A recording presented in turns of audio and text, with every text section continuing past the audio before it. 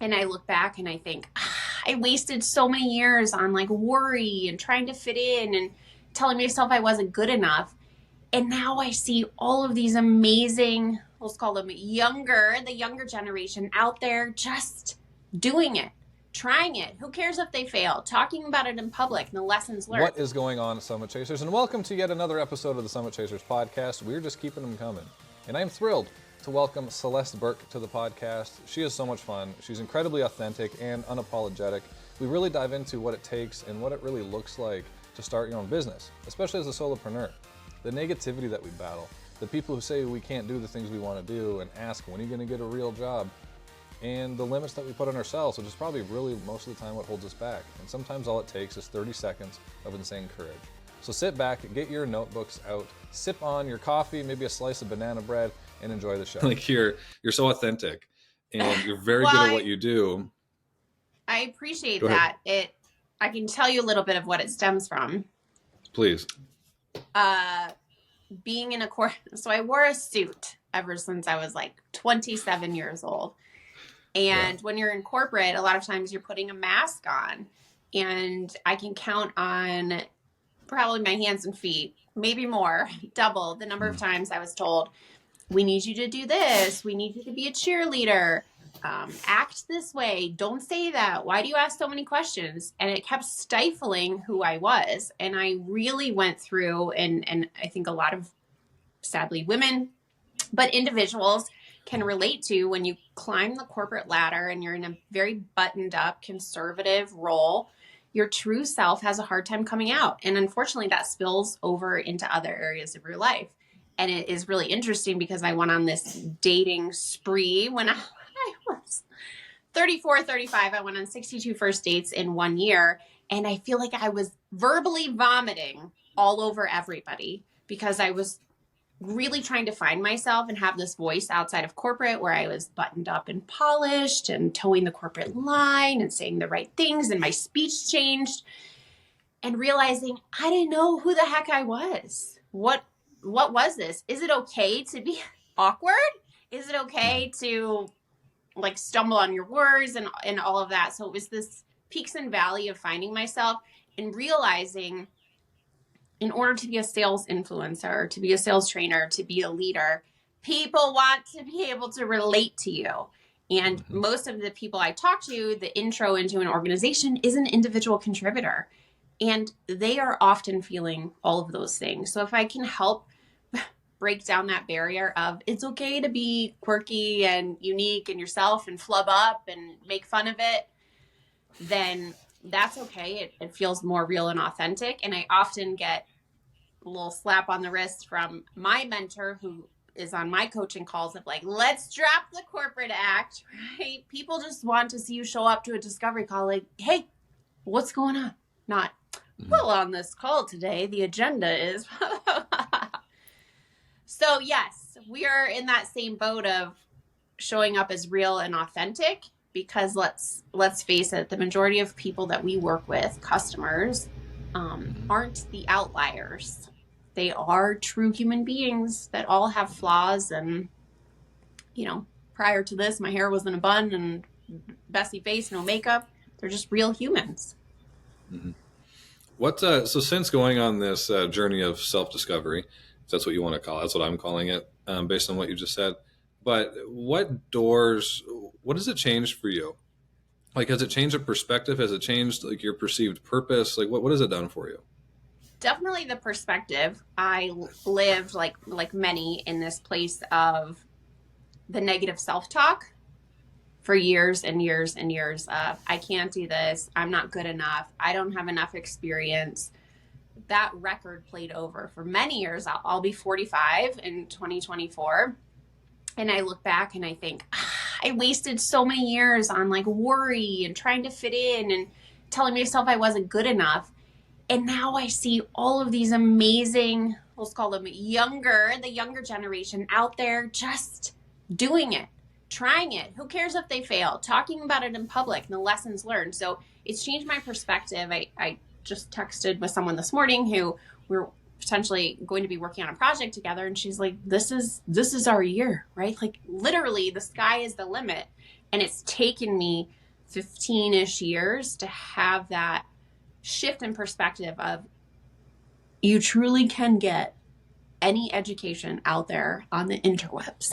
Like, it is free, it is out there, but you have to have the belief that you can take messy action in order to make forward movement or to have growth. So that's been a huge perspective change. And with that change has opened up so many more possibilities than, for the lack of a better term, playing small. So what you just said, I meant to hit the mark button, but I don't think I got it in time. What you said is to be willing to take messy action to create forward movement. Nobody wants to do that anymore because A, they don't like to fail, right? Or they don't like to look. I just got a thumbs up. Or they just don't like to look silly, right? And they feel like if they fail, they can never get back up and try it again. They have to look at, now I have to try something else, sort of thing. Yeah. So what was your messy action? Sorry, go ahead. So right when I was let go, I was part of a huge corporate riff, and I took it really personal based on a lot of factors. But it really was this catalyst of, you're 40 years old, you can keep working, doing the same thing that you've always done, and could have gone out and gotten the same job that I had at a different company, or even elevated that. And I was at a fork in the road. You have to make a decision. You go down that path that you don't know, where there's no income, right? You're living out of savings. You're investing in yourself. And I had no clue about being an entrepreneur. My father's a longtime entrepreneur, has built a $10 million business. It's in healthcare. And I thought, I'm going to align myself with some women. And I stumbled across a Facebook ad of someone who was teaching women how to sell a digital product. So I wrote a LinkedIn ebook. And I sold 2 copies at $25 each. It felt awesome. But the process of learning how to do it and create a digital asset, Natalie is her name, she had this motto that stuck with me: 30 seconds of insane courage. Like, take 30 seconds of insane courage. And often it's just getting over that hump, that 30 seconds of insane courage, like hitting post, going live, sending a video, doing something that scares you for you to realize, oh, okay, I made that way bigger in my head than it really was. So, all right, ask me again where you were going, because I just sidebarred. Well, I kind of want to talk about that now, but no, that's fine. But what was your? I think you kind of answered it though. So, what was when you wanted to make that transition, right? And it sounds like it was into the entrepreneurship. You were, like you said, you're at a fork in the road, and you chose this path and you invested in yourself. What was your kind of like your messy action that created the forward movement for you? So the messy action was, I'd spent a career doing the same thing.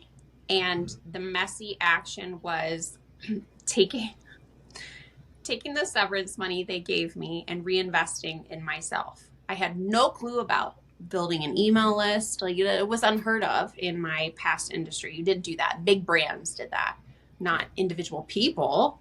But I had no clue. Like, lead magnet, I had to Google it. All of these things I didn't know. The messy action was every day showing up and learning something new and aligning myself in communities or in coaching programs to just absorb and be a sponge, but also be okay to say, like, I have no clue what you people are talking about, but I'm going to go learn it. So for me, messy action is being okay that at a certain age, at a certain income level, I went to zero. And I had to be okay that I know I can start to build this back up. It's probably going to take 3 to 5 years, but that little flame inside myself every day is like, keep going, keep going, keep going, keep going. And honestly, I think that came from when I had a child. I had a child at age almost 40, and it really was disruptive. I'm going to say it. If moms are listening out there, if you are a career first female or male, or however you identify, it's tough. It's hard to go from being completely selfish to being selfless. I still get angry every day when I'm like, oh, I had to put my child first versus me. Mm-hmm. I guess I'm getting my workout in while she goes to sleep.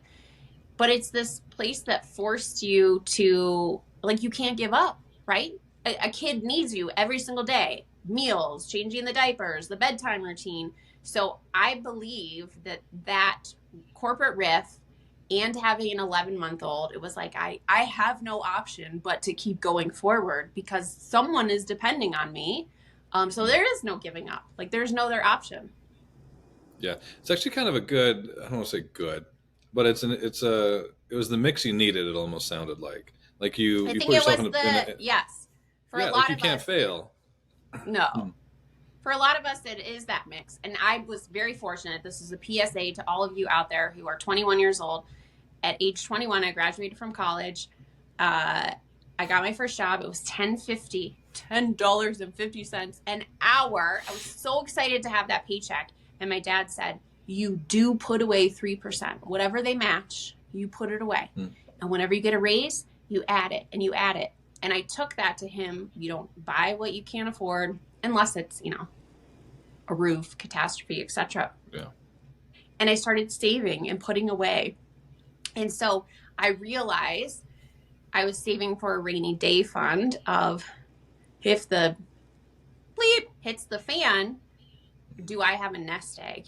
And I look back and I'm like, gosh, that was such sound advice for me to be able to step away from a corporate lucrative career to get out of that rat race in order to invest in myself, knowing the future is coming. And I still look at that like I haven't made it. I'm not where I want to be. Many entrepreneurs that I talk to who are building a business aren't.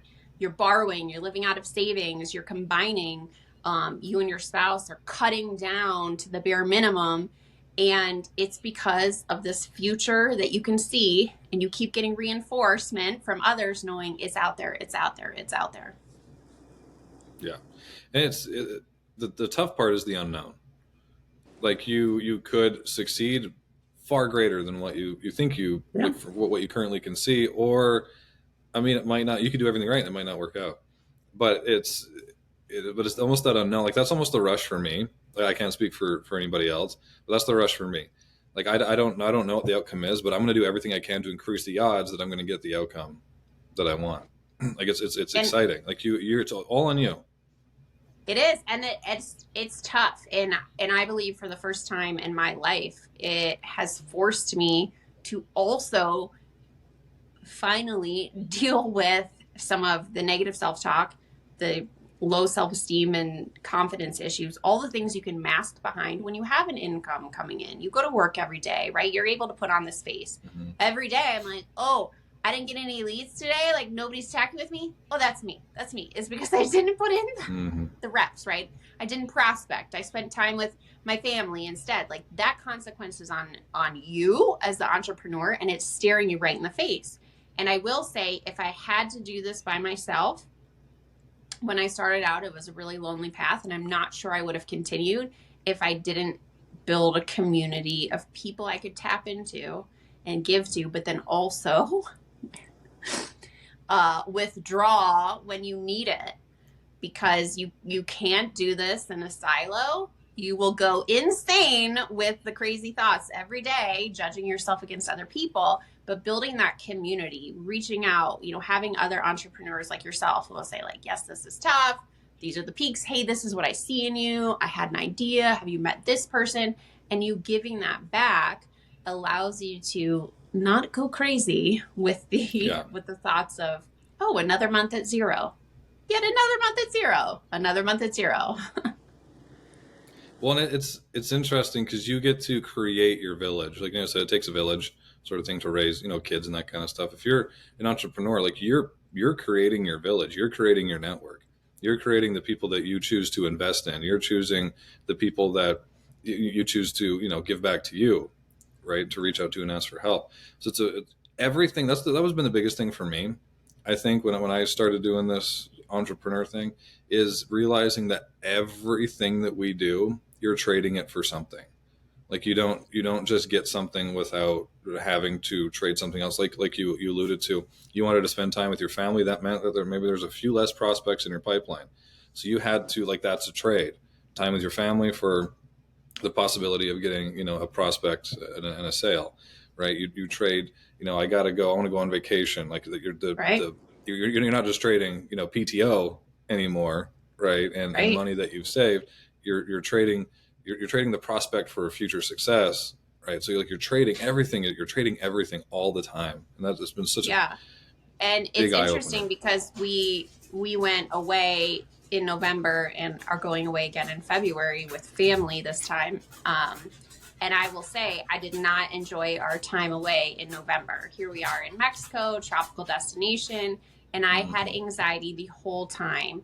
And this is a lesson that I now realize as an entrepreneur. It's like the first time that I tried to take a vacation, realizing that flywheel, if I'm not having conversations, if I don't have discovery calls booked, that's on me. And how do you take a week off from doing that, knowing that you're not potentially building?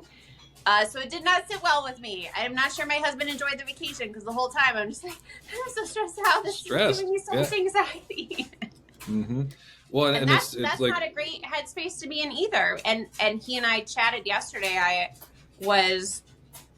had one of those days where, it's an observed holiday. So my child's not at preschool, which meant it's on me. She went to a camp, luckily, for 3 hours. I tried to get a little bit of work done, had a couple of calls, but I also have a training I'm doing in person next week, and all of that administrative work has to get done.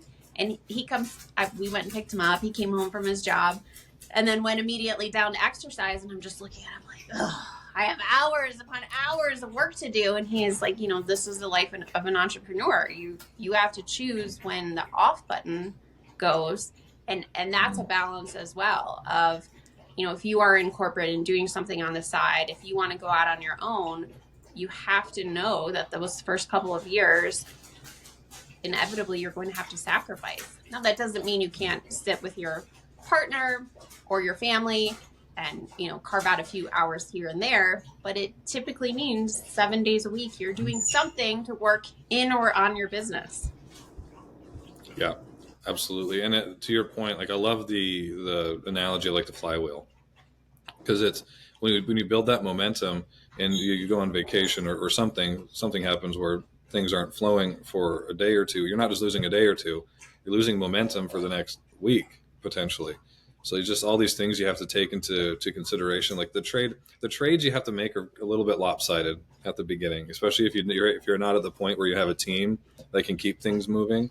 Right? Like if you're a true solopreneur, like you're not taking a week vacation, right? You're not losing a week, you're losing 2 or 3. Yeah. And you got to be ready to make that sacrifice. And I think that you should make that sacrifice every once in a while. I think you should, because we need to recharge. You become what I like to call like not sociable, so to speak. You're so much not a real person. Right, I have to build like social. You're social awkward. You're so socially awkward because I'm finding I'm having a hard time relating to people who aren't building something. Like, how could you not? Why aren't you building something? Yeah. What are you doing? Do you not have the entrepreneurial spirit? And having to remember, this is my journey. Oftentimes, it feels like a journey of one. But those people that you surround yourself with who are there to support you, and I've had to get rid of people out of my life who are like, when are you going to get a real job? Oh, so you're unemployed? Okay, because they don't have an understanding of what it's like to build something, knowing you're going to sacrifice on the front end. And I think that's true even to individuals who are in a corporate sales seat, who are an individual contributor. What are you willing to put in to build something versus floating along? And life is so much more, let's say, richer, for lack of a better term, when you are working on yourself, when you're working on a project, when you're working on something that you're passionate about. And I spent so many years going through the motions. It's sad. You can't get those years back. And I wish more individual contributors and sales leadership were really pushing individuals to, that was always part of my one-on-one. Like, that's great, all the stuff you're doing at work, but like, what else? What is the passion project? What are you doing outside to take a holistic approach to yourself, or else you're going to burn out, or you just become like a cog in the wheel. And I think that's, some people are okay with that. They're probably not going to listen to this podcast. Probably not. They're not looking for podcasts. But I think that I don't think that they would be okay with it if they knew that there was another clock they could be a cog in. Like, I don't know if they would. Like, I just think that they just don't know. I don't think that people try enough stuff. I don't think they put themselves out there enough. Like, some people are doing stuff that they're good at, right now, but they haven't put themselves out there enough to even understand, like, they could be extremely passionate about cooking or teaching or whatever it is, right? Like they could be, but they don't know because they're just stuck being the cog in the wheel. But I love kind of, so that the lesson kind of from here. So there's one kind of a way that I like to look at it. And I like to look at it this way because it's really easy to explain to some of my clients, because some of my clients are Gen Zers. So where they, like, you think of yourself like you're a character in a video game and you have all these like stats, right? Well, we a lot of people think they only have like 5 stats, where it's like, especially when it comes to their job, it's like, okay, how well can I sell? How well can I communicate to our customers? How well do I know my product? How well can I drive to work? Whatever. And these are just the stats that you have. We don't realize that we have like 1,000 other stats of like, where's my energy bar? Where's my happiness bar? Where's my health? Where's my, like you said, like, where's my regular communication to the outside world skills, or communication to this? And there's probably 50 of them that could be communicate to different types of people. But we need to keep all those, we need to pay attention to all those bars, especially if you're an entrepreneur, because it takes all of them. It's like you have to be competent in all of those things. You have to be able to effectively communicate to clients, to prospective employees, to if you want to have a strategic partnership, you need to be able to communicate with partners. If you're trying to talk to investors, you need to know how to talk to investors. Like you need to be so good at all these things, and if you don't keep those bars, at least pay attention to them, one of them is going to go down, and that's going to be the one you need. Sure. And the realization of I don't know it all. You know, when I started this journey, I was 100%. blindly unaware that, yes, I'd been in sales for many years, probably doing it while I excelled and have a lot of accolades. You know, it was very bantish, checklist, transactional selling, even though I was a relationship seller. And I've learned so much through my gap selling certification and training teams and working with individuals. But I've also learned this whole new skill set that, you know, I have QuickBooks and I have to reconcile my account every month and investigate when something doesn't reconcile. I mean, it's not something I ever thought I would be doing. Right now, you're learning a little bit of marketing and you're dabbling in outbound and creating content. And it's like all of these things, you're touching on all of them, you know, throughout the rainbow. Whereas before, in one specific role, you're like, no, I'm a master of this. I'm a master of one. And as an entrepreneur, you realize I kind of suck at a whole bunch of these areas, but I got to do it anyways. I don't have the funds when I start out to hire somebody else. Plus, many people are like me, and you want to learn enough about it before you outsource it so that you can keep your eye on it. You know what direction you want to go in. You can talk about it. But it does expose so much of your weakness. And as I think a huge shift for me was a lot of feedback I was given over the years. I took it so personally because it felt like a personal attack. You didn't do this correctly. Like that email you wrote wasn't cheerful enough. You were too hard on the sales team for not meeting numbers, blah, blah, blah. And now whenever I get feedback I'm in a licensing agreement with Gap Selling. So I get coaching on my own calls, weekly coaching. And it's tough. It is freaking tough. I've definitely been tears multiple times, but it doesn't feel personal. It feels like these individuals are invested in me for my future growth because they see something inside of me.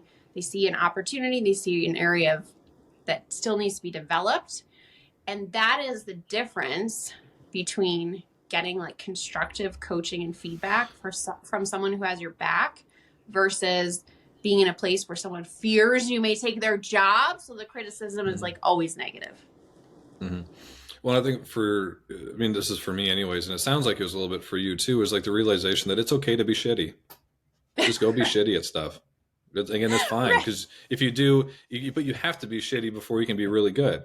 So you have to be okay with being shitty before you get really good. Like, and that's fine. We talk about that in our meetings often. Like, let's say it's a bad week.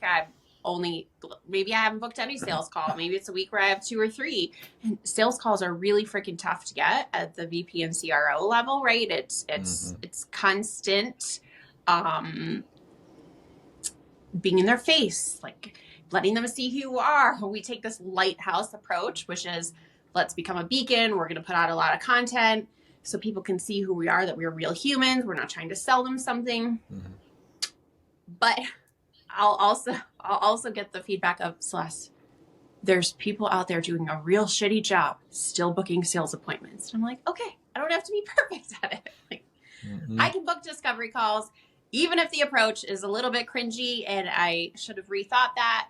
I'm sure you look back, I think April Palmer posted something the other day where she had reached out to Keenan years ago, and it was like really bad. And so she left it alone. And then I had her on my podcast, and Keenan had reached out to her. So she shared that screenshot. I've had a couple people where I look at the correspondence I sent them years ago, and I'm like, oh, so bad. It's like looking back at old Facebook posts from high school. It's like, what was I thinking? You're so cringy. It's like Facebook so wasn't around when I was in high school. So there I'm I guess, yeah, myself. me either. Well, no, me either, actually. It was just after high school, I guess. Just after high school. MySpace. And I'm like the grandma. MySpace. Yeah. I always have a Kleenex near too, because when you live in Colorado, it's a constant nose drip. All the time. Yeah, all the time. And then we judge ourselves based on that instead of laughing and saying, "Oh, I did say circling back to this, right? Yeah. Like bumping this to the top." Yeah, 100%. And it's but I mean, it's good to see that, because you can see how much further how far you've come, and if you know how far you've come, you're like, okay, I know how much further I can go. Right. Sure. So and it makes for an interesting interaction when you can laugh and joke about, things that we flub. I no longer, if someone calls me out, I had a flub, I don't know, a couple months ago, and I was like, oh yeah, that was me. I didn't make the introduction between the two of you. I can now see how that was awkward. Like, that was me. My bad. Learned from it. Whereas my previous life, the mentality was, don't own up to something like that because you look weak. You get in trouble and like, yeah. You look weak. I used to have a boss who would never put on her out of office. Oh, sorry. They're out of office. If they went on vacation for a week, it wasn't off because they never wanted to appear that they weren't working. I was like, what? What? This is crazy. I know a few of those. But so how did you, I don't know, maybe that's not the right way to ask that question. What made you pick gap selling? Because I'm a fan of gap selling. I've read, you probably can't, it's over there. I've read the book. I'm a fan. But when you were going through this, choosing, I'm sure that you went through a point where you had to choose, a team, I guess, I don't know, a methodology. What made you land on gap selling? It's interesting. So when I started as an entrepreneur, I thought I'm really great at networking, connecting people, seeing things that they can't, have a knack for LinkedIn. Why don't I start there? So when I started coaching individuals on how to use LinkedIn to find new jobs, how to leverage it to build their own network, I realized I can't make a lot of money after the pandemic. Nobody has a job. Nobody has any money. So then I started to go up the chain with a business partner of selling into corporate. And I realized we may be ahead of our time here of working with corporate teams on how to leverage LinkedIn to build a brand, to prospect, to just be out there in social. And I spent a lot of time educating people. I still do, the hospitality teams I work with, on why you have to be visible online. It's like, it is what it is. If you're a human, if you're in business, you have to have an online persona and be out there sharing education, value, tips, connecting. That's what people do these days on whichever platform you choose. But I was banging my head against the wall, realizing 2 years in, I'm not gaining momentum here because I'm spending so much time trying to educate an industry on why they should change. So for me, I realized their problem isn't big enough for them to want to make change. I mean, that's typically what happens, right? For us, we get to a place where it's untenable or intolerable, and we'll make a change. If it's not, we won't, as individuals or as companies. And I was on a podcast, and the host, Corey, sent me a note and said, hey, I've been looking at gap selling and realized there aren't any female trainers. And I thought, I don't even know what gap selling is. Okay. So I ordered the book and I poked around. I sent Rachel, who's over the trainers, a note. And I was like, well, whatever. I'll get to this eventually. So it took me like 6 weeks. I read the book and it was a light bulb moment to me of, oh, I have been a BANT seller. Although I've trained salespeople, I've hired, my portfolio is $105 million. I realize we're having surface level conversations. We're not going deeper. So I started the process with them of interviewing, which meant I had to have a one-on-one with Keenan, which was anxiety ridden because he's such a big personality. Yeah. And enrolled. So this is a licensing agreement. I paid to be part of it. I went through a selection process and then like a 6-month certification where I was in school full time to learn the gap selling framework, methodology. And then you have to start building your own business because it is your own business, sourcing your own leads, building. And I had this moment of nobody is going to do this for me. Let go thinking that you're going to go back to a corporate role. You have to go all in. And that was July this past year. My certification was over. It was like a now what moment. Built a website. It was janky. I have to start building pipeline, having conversations. I have to go all in and double down on me, like all in. So that's when I started. I'm going to create video. I'm going to start showing up on video. I'm going to launch a podcast, like things I'd never done before. And you talk about that 30 seconds of insane courage. That was it. It was that moment of, I don't know how to do this. I'm going to find some people who can give me some tidbits. Thank you. Trevor Robinson made me a video. This is how you make a podcast. It was like 30 minutes long. I spent 7 hours learning how to do it. And I went all in. So I think the stars maybe just aligned. And we really are this island of misfits. I mean, Keenan, huge misfit. Rachel as well. Like these people that don't fit the corporate persona, but are out there challenging the status quo of crappy sales. Sales shouldn't be a checklist. It should be a conversation. And how are we showing up to help? I'm going to give you such immense value on this call, whether you choose to do business with me or not. You're going to walk away like having been better for this conversation. And right now there are 2 certified trainers in the US, in the world, 2 females. I shall add. Go. And that is building more coming soon. So that's my story. It just happened. Someone I met on LinkedIn, a conversation, they dropped a suggestion and I took them up on it. That's so, but I love that concept. I can't remember if I went back and talked about it, but that 30 seconds of insane courage. And that's all it takes. Because sometimes like the scariest part about most things is the story that you've told yourself in your head that stopped you from getting started. So if you can have 30 seconds of that insane courage, that is enough time to get started and realize it's not so bad or that this is actually pretty fun. Yeah. And I do talk with my dad about this, right? We're talking 30 seconds of insane courage of something that typically for most of us isn't like life threatening, right? So my dad has a couple of these stories where recently in the past couple of years, like someone has coded and he's been there and that 30 seconds of insane courage for him, right? Am I going to start CPR? Am I going to get the machine? Like, what are we doing? Delivering a baby. He hasn't delivered babies in years and he's had a couple of emergencies in his small hospitals where he's had to, and he's been a little bit rusty. We ain't talking about that, people. Like we are talking about, are you hitting post on LinkedIn and being okay that literally for 3 to 6 months, nobody is going to engage with you, but you are putting in the repetition for your own brain to say, hey, I'm putting myself out there. It is a salesperson having a discovery call instead of asking, what's your budget, etc. Knowing what problems you solve and getting uncomfortable saying, like, typically when someone tells me XYZ is going on, it's because blah, blah, blah. Are you seeing that within your organization? Just like changing your language.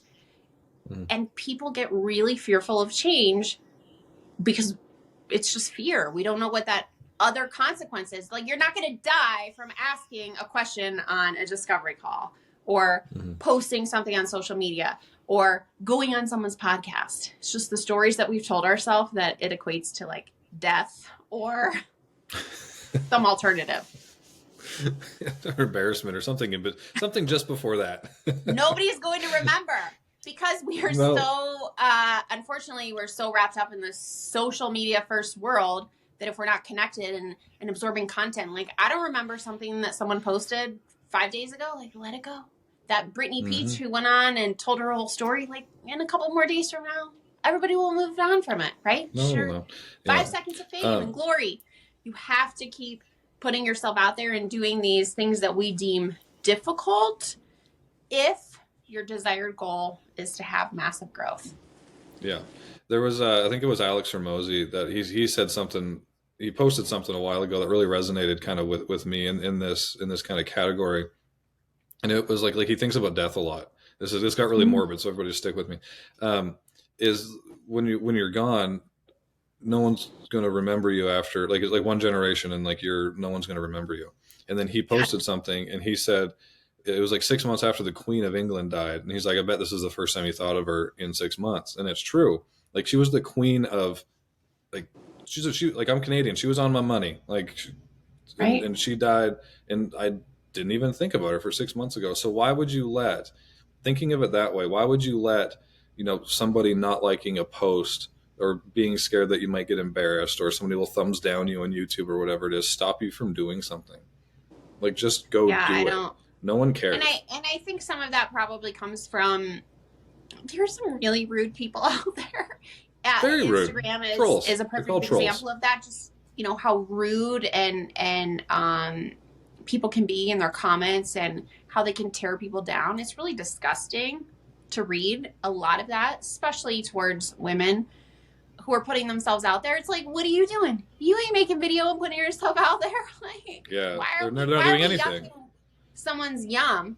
But my mom and I had that conversation recently about death. My parents are in their late 70s. They're getting ready to go on a trip of a lifetime, 5 weeks to New Zealand and Australia. Awesome. And I said, at what point are we going to start talking about like what's next for you all or a plan? And she said, she's had this realization that like your life kind of doesn't matter. It matters to you and a small circle of people. But yeah, a week from now, a month from now, a year from now, what is the significance or what is the impact? Like all we have is that here and now and to ourselves.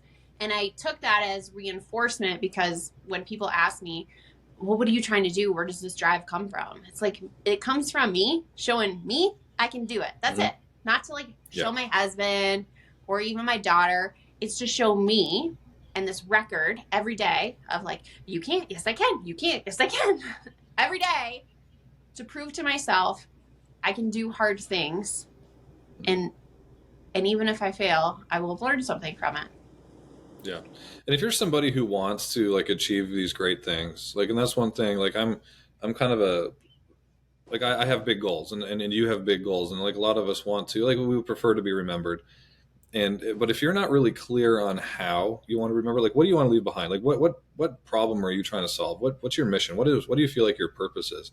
And whatever it is, like if you're running a business or if you just want to leave a legacy behind for your kid or whatever it is, you have to be so clear on that, and you have to really, really define it and keep it in front of you all the time. Because if you can do that, and if you can keep it in front of you all the time, doing the things that would give you short-term displeasure, like somebody, like a troll on the internet saying something like I hate your hair or whatever.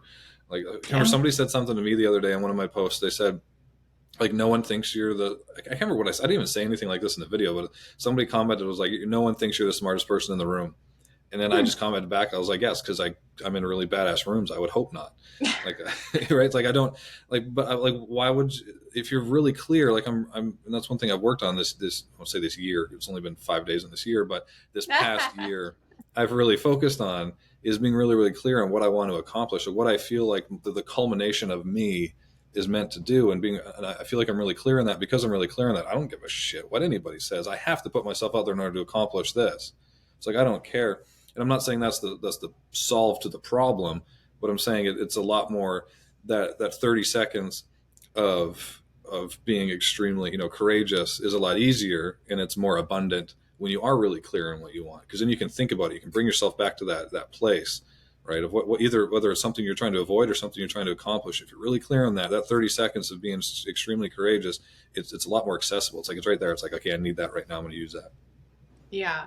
And for me, something that, this is going to sound horrible, I've had to detach from empathy sometimes of, I used to get very caught up in other people and how they felt, the impact, and ensuring it happened yesterday. And I don't want to say like empathy I used to take other people's problems and make them mine and think I could then solve them or help them. And I'm out there helping everybody. And I realized it's a detriment to myself. I am spending so much time helping other people or giving them pointers or making a connection that is taken away from me working on myself, which is what I vowed after age 40 to do, was to get pretty selfish. I used to be the yes person, like, oh, I'll take that on. Oh, I'll go to this event. I'll do this. And it was the defining moment when I found out my male counterpart, we had the same job, same responsibility, made $20,000 more than I did. And I went to ask for a raise, not based on me knowing that information. I came with the statistics from my portfolio. And I was told women aren't valued in this company. So I did not get the matching raise. And at that moment, I started saying no to everything except myself. Like, no, sorry, I can't go. I can't attend this. I can't do that. And I've had to cut back. My natural instinct, and for a lot of us, is to help.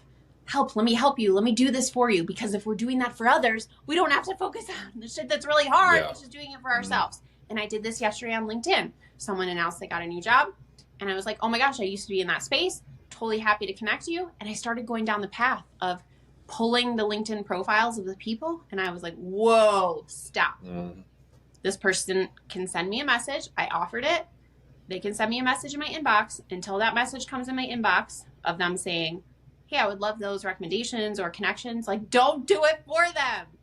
And that's really hard.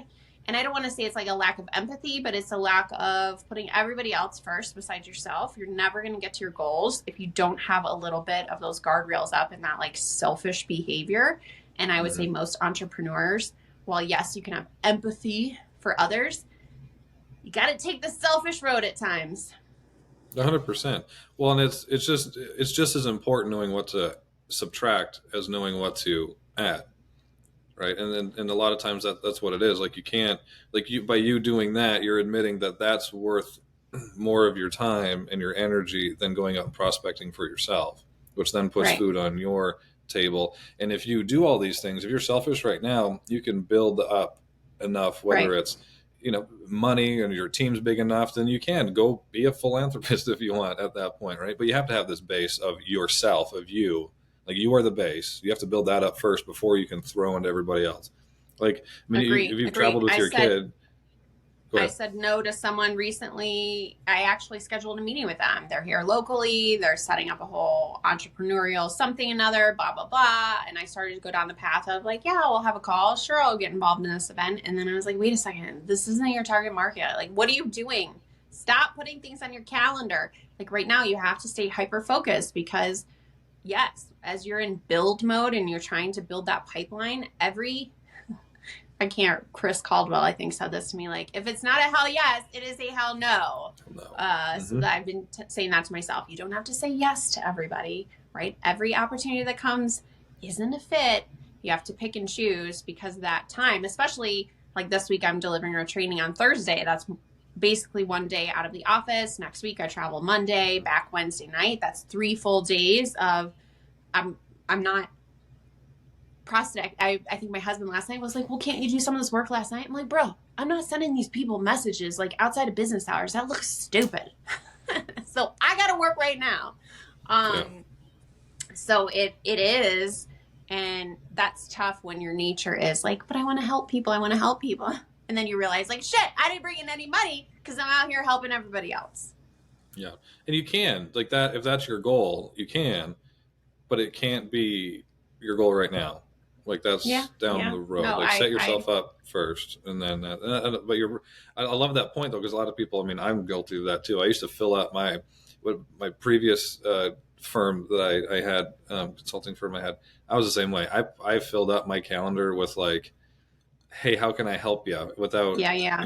which is fine. And it helped create a lot of good relationships, and some of it paid off long term, but just thinking of how much I missed doing that kind of stuff. I mean, it's tough, but it's the lessons that we learn. But I want to respect your time. You got a little one that's watching Care Bears. Was that what you put on for him? She is. I'm doing being amazing. that mom. I told her she's doing amazing. You get an hour and a half of TV because I got 2 calls back to back, and then no more TV. Don't be asking me for TV later. And she's doing amazing. I know, right? She is. She's probably just like with the button whenever the skip the commercial on YouTube comes up. I've taught her well. But for all the parents out there, like, it is tough when school closure. She was out of school for 3 weeks because she had a surgery, and then 2 weeks of school, and you're trying to work and juggle it, and it's hard to make forward movement in your own business. But I'm also trying to be present and realize, right, she's only 4.5 once, and I can keep building. So it like you said, it is about respecting that time and also knowing when to give and when to take a step back. Yeah, 100%. And it's tough too, because I mean, I got 2 kids. I have a 6 and a 4-year-old, 6-year-old daughter and a 4-year-old son. And I mean, it's that balance of like, okay, I want to set a good example of like somebody who's working hard for them and setting them up for their future. But also it's like, I need to work on like teaching you how to read, and I need to do like you always have to, it's a balance, and I respect anybody who goes through it. Right. Especially, I have to teach her that just because daddy leaves to go to work and mommy works from home, it's not any different. Like, she doesn't understand that concept right now. She just thinks like mommy's like playing around at home or something. And why would she? I mean, it's just 4. Like, I know. The world's just a fun, stress-free place, right? But again, this was amazing. It's I want to do it again. I think that I want to cover more of like specifically like your like sales methodology and that kind of stuff. Yeah, but this was a great introduction to you. I want to get you on my podcast as well, where we'll break down some sales myths and let's discuss what you're seeing out there. So I'll ping you for that as I'm looking for more. Sounds it great. Is so difficult. If any women who are in a leadership role or a VP CRO and you want your story to be heard, like, hit me up. It is so hard to get women to come on podcasts. I think they don't want to be on video or something. I'm not sure. I got one for you. I got a couple for you. I'll send you away. Okay. Don't you worry. I got you. Awesome. Thank you. But I always ask this question. I give everybody the opportunity to answer this question. So for you, Celeste, what is the next summit that you are chasing?